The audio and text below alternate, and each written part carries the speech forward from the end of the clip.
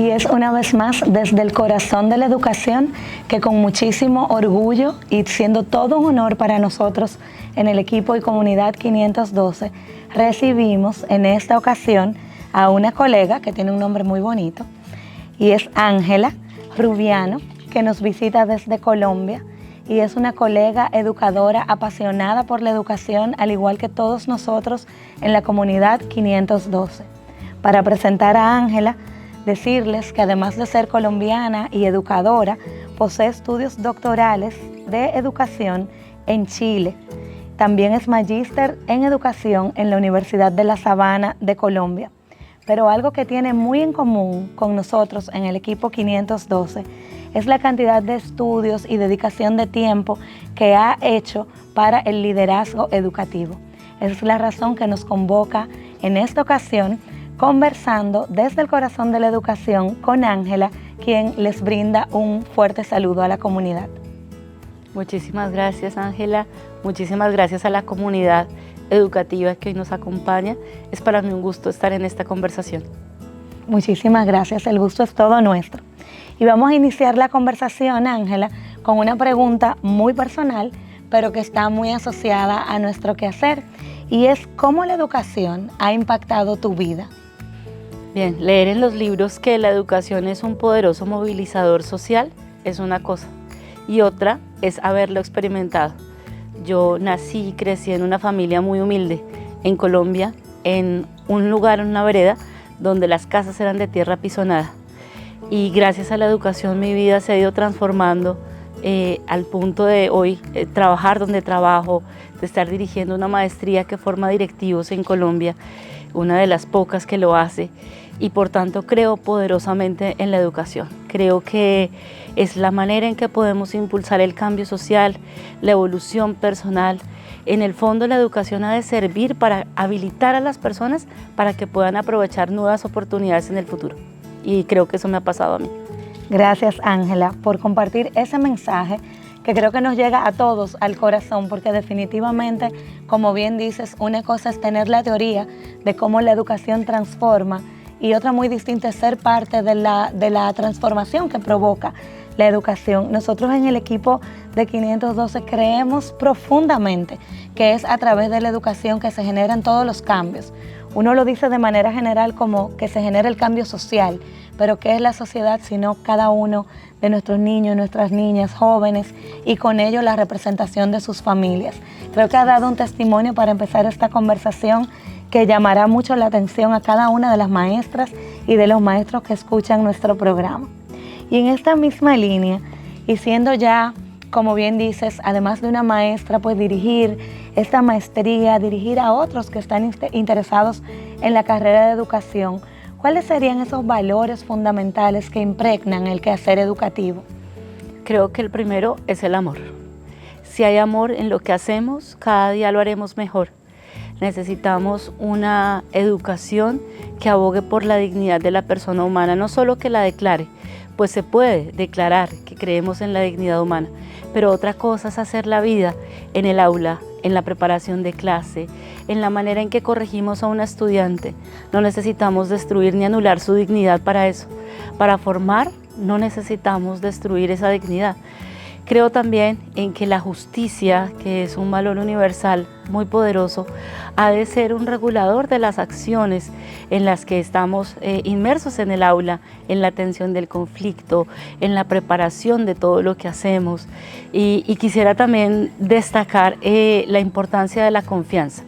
La confianza que entre seres humanos como un valor relacional es tan importante, ha de ser uno de los focos de nuestra atención.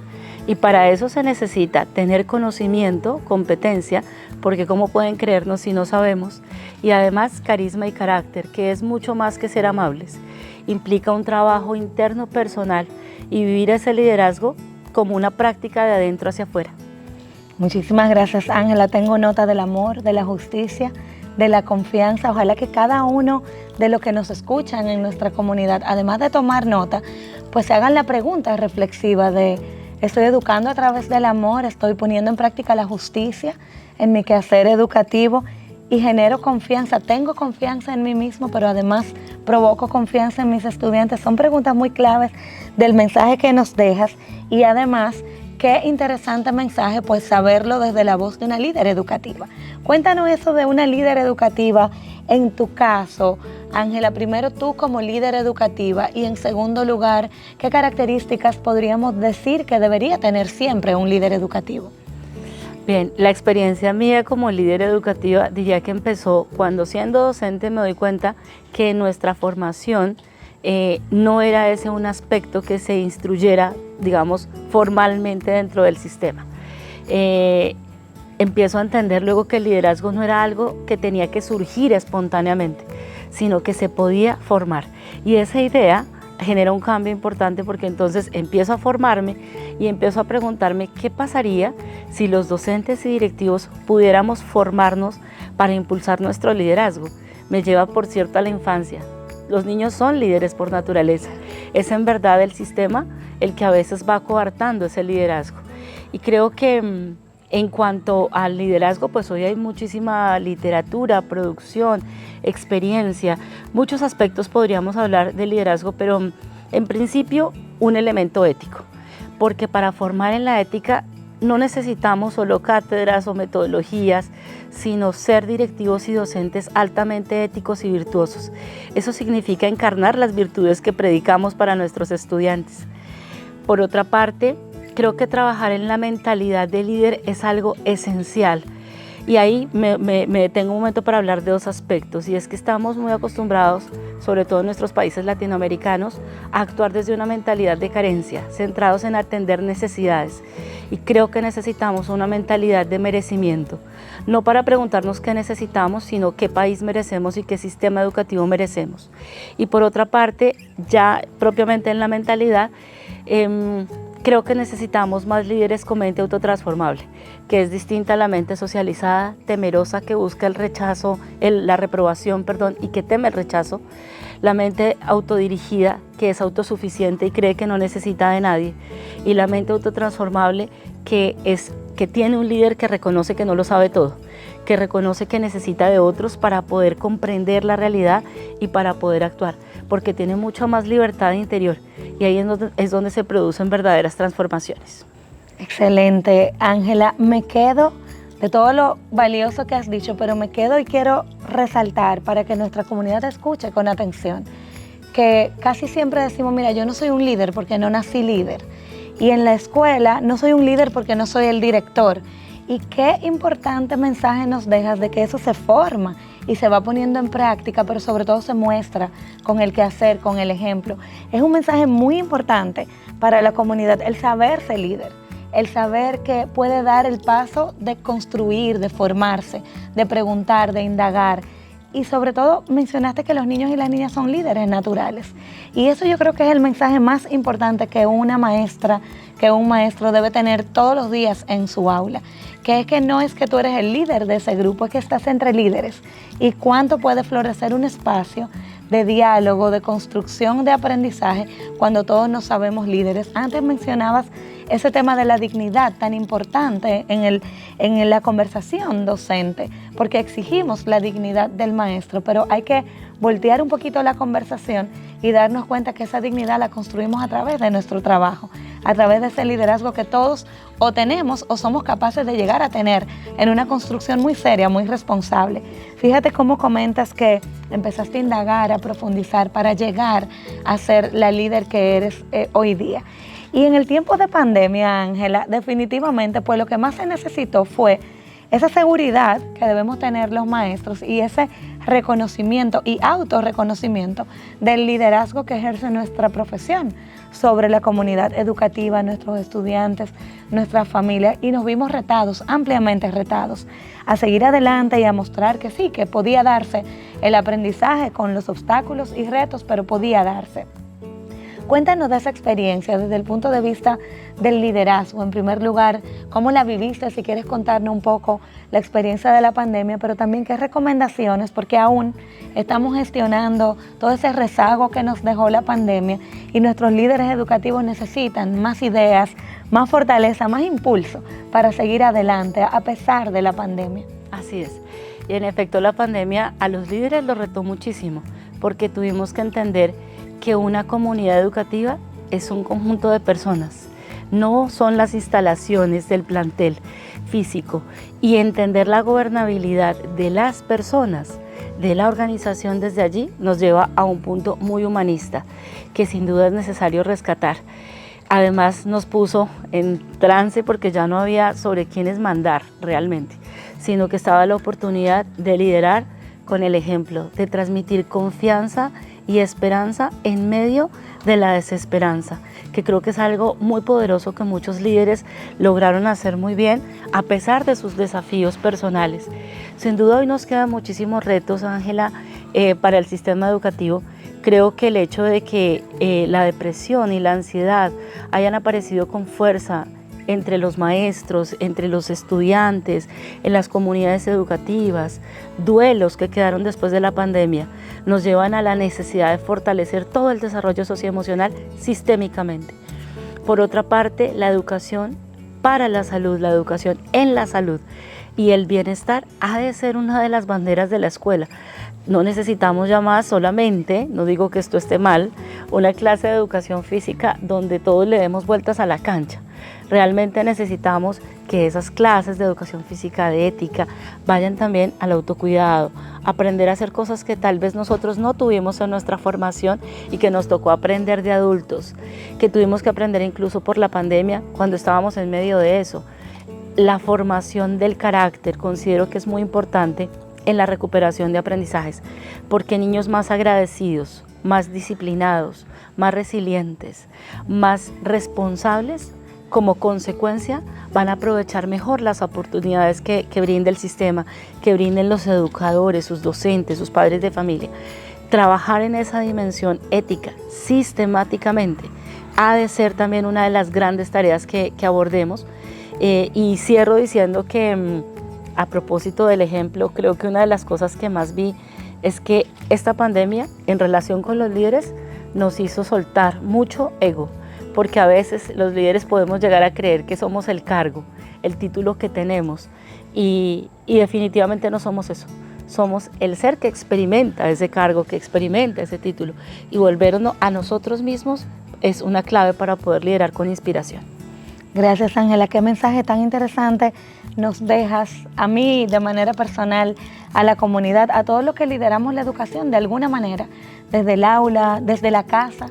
¿Cuántos padres y madres también lideraron la educación de los hijos durante la pandemia? Pero te escucho y veo tantas cosas positivas que sacamos de algo tan crítico y que nos provocó tanto temor. Definitivamente, como bien dice, pues hay retos que debemos seguir gestionando, pero hubo mucha cercanía, hubo mucho más trato humano y esos niños, esas niñas que como nunca antes aprendieron cosas que sin la pandemia no íbamos ni siquiera nosotros mismos los educadores a abrir los ojos y poner la atención en esas características, esos valores, esa humildad, ese desprenderse del ego que mencionas. Nos vimos todos en un estado de vulnerabilidad tal que definitivamente pues también dejamos que se nos viera un poquito más transparente y pedimos la ayuda que todos necesitamos en el momento más crítico. Qué interesante sería seguir construyendo sobre eso. En la comunidad 512 pues nos ocupa, por no decir que nos preocupa, pero nos ocupa mucho la atención y el interés, el pensar que después de la pandemia seamos mejores. Y en estos días estuve revisando un estudio de la Organización Mundial de la Salud, donde dice que hubo un retraso de hasta 10 años del desarrollo humano. Y eso es muy lamentable porque es todo lo contrario a lo que se esperaría, luego de vernos tan expuestos todos juntos, sin importar la condición social, económica, el lugar donde vivimos, todos expuestos al mismo riesgo, pues sería para que nos adelantáramos 10 años en desarrollo humano. Y creo que eso es un mensaje que, aunque lo da la Organización Mundial de la Salud, es un mensaje para nosotros, la comunidad educativa, los maestros, los que diseñamos las soluciones educativas, porque debemos crecer y seguir mejorando. Y es como bien tú dices, que la escuela al final de cuentas no es ese edificio a donde van los niños y las niñas, sino son esas personas que construimos juntos lo que es esa oportunidad de aprender. Muchísimas gracias por este mensaje, Ángela. Queremos saber, pues a lo largo de tu carrera educativa, ya nos has contado cómo ha sido ese recorrido en crecimiento, pero ahora mismo tiene Ángela algún proyecto, algún plan que quisieras compartirnos. Bueno, en este momento estoy escribiendo un libro sobre un tema que me apasiona en relación con el liderazgo, que es sobre la mentalidad de líder. Muchos estudios han mostrado que la brecha entre las mejores prácticas, lo que señala la literatura que podría ser más efectivo, que ha estado investigado y cuya evidencia empírica nos muestra que sería mucho más útil, pero la brecha entre eso y la práctica está en la mentalidad. Los patrones mentales, el sistema de creencias de las personas en general, no solamente de los líderes, influye muchísimo en su acción. Y en la persona de los líderes docentes, de los líderes directivos, esa mentalidad también nos puede separar. Fíjate que hace un momento hablábamos, por ejemplo, de la confianza como un valor relacional que ha de ser gestionado.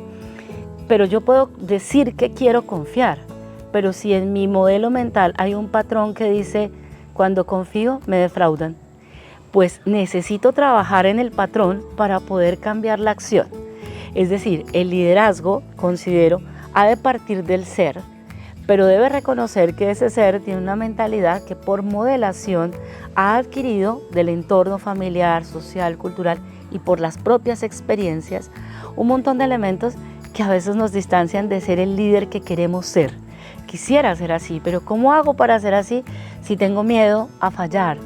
Si tengo miedo a defraudar a los demás, si tengo miedo a que no les guste mi decisión, lo que sería la mente socializada. Y trascender eso no es tan simple como decir, ok, ya mañana no voy a tener mente socializada y ahora voy a tener mente autotransformable. No es así. Requiere toma de conciencia y una reorientación cognitiva que en el papel de los líderes es muy, muy importante hacer y acompañar de manera profesional. Entonces quisiera, a través de ese proyecto que será el libro, que espero próximamente comunicar y compartir con la comunidad 512, poder trabajar en esa mentalidad. He aprendido muchísimo en este último minuto que has hablado. Me parece un regalo para mí, para la comunidad, y estamos esperando tu libro ya. Qué interesante, sobre todo porque a veces, si no conocemos profundamente el por qué no logramos dar ese paso que nos proponemos, entonces también surgen muchas frustraciones y también nosotros los dominicanos decimos que tiramos la toalla, pero en la comunidad 512 decimos si la vamos a tirar mejor en la playa. Pero significa que desfallecemos y que al final de cuentas hacemos mucho esfuerzo, pero como no sabemos profundamente el por qué no logramos con tanto esfuerzo, se vuelve agotador hacer tanto esfuerzo sin reconocer profundamente por qué no logramos ese objetivo. Y mira esa pincelada que nos das del libro, tan breve, pero que nos enseña tanto. Gracias, Ángela. La verdad es que te vamos a invitar a traernos el libro para acá, para la comunidad, porque creo que sí, que es un aprendizaje que todos debemos tener y profundizar. Nuestro cerebro es como algo mágico y nos condiciona o nos motiva. Y el saber detenidamente cómo manejarlo nosotros mismos nos ayuda no solo como personas, sino a que crezca el servicio. Y yo creo que con aportes como el que tu proyecto nos va a dejar, pues vamos a estar unos pasos más adelante. Te lo agradecemos desde ya. Y yo me siento muy animada de conocer tu libro. Gracias. Ahora quiero agradecerte, Ángela, este espacio, esta oportunidad que nos brindas de conversar, también de venir a República Dominicana a compartir con nuestra comunidad, y te voy a pedir que le des un regalo a nuestra comunidad con un último mensaje de ánimo, porque estamos luchando con mucha fuerza y entereza porque tengamos un año escolar próspero, digno, que sea como nuestros niños y niñas merecen, y quisiéramos de tu parte un mensaje para nuestra comunidad. Claro que sí, con muchísimo gusto. Bueno, pues lo primero es decirles que recordar que el liderazgo no es posición, el liderazgo es acción y es servicio. Ser líder es una ambición de servicio y ha de materializarse en muchas acciones, y quiero retomar a uno de mis maestros que en un momento donde mi idealismo de maestra salía y quería hacer todo eso que estaba aprendiendo en la universidad, lo que ustedes están aprendiendo en la comunidad 512, a veces uno sale con ganas de ponerlo en práctica y a veces se encuentra con un entorno que puede ser desafiante y puede ser desanimante también, y decir, bueno, pero es que tanto esfuerzo y como que esto no se ve. Y este maestro, cuando yo le pregunté, oye, yo quiero hacer un cambio, pero a veces no encuentro eco en la comunidad, me dijo algo, me dijo, Ángela, cuando uno hace espeleología, cuando explora cavernas, a veces va a encontrar estalactitas y estalagmitas y alguna gota de agua subterránea que cae. ¿La has observado? Y le contesté, sí, la he visto. Y me dijo, observa bien que esa gota que cae es capaz de horadar la roca.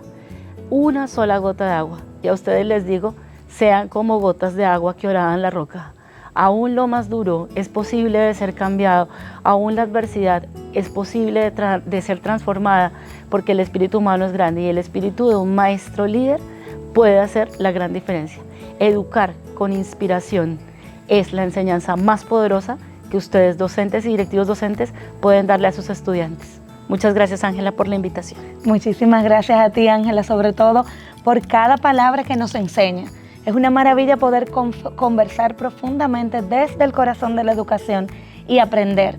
No solamente estamos nosotras enseñando a nuestra comunidad, sino que a través de la conversación también aprendemos. Es uno de los mensajes que siempre queremos dejar claro, tener esa mente y ese corazón siempre abiertos al aprendizaje. Te agradecemos muchísimo tu tiempo, compartir tu conocimiento y tu talento con nuestra comunidad. Y en esta ocasión, pues me despido una vez más de la comunidad 512. Seguimos comprometidos, seguimos confiando y apostando a que cada maestra, cada maestro, cada líder educativo en nuestro país va a poner de su parte, va a ser esa gotita de agua que Ángela menciona y que juntos vamos a poder transformar no la educación de nuestro país, sino nuestro país a través de la educación. Ha sido todo un placer conversar con Ángela Rubiano en esta ocasión y una vez más nos despedimos desde el corazón de la educación. Hasta la próxima.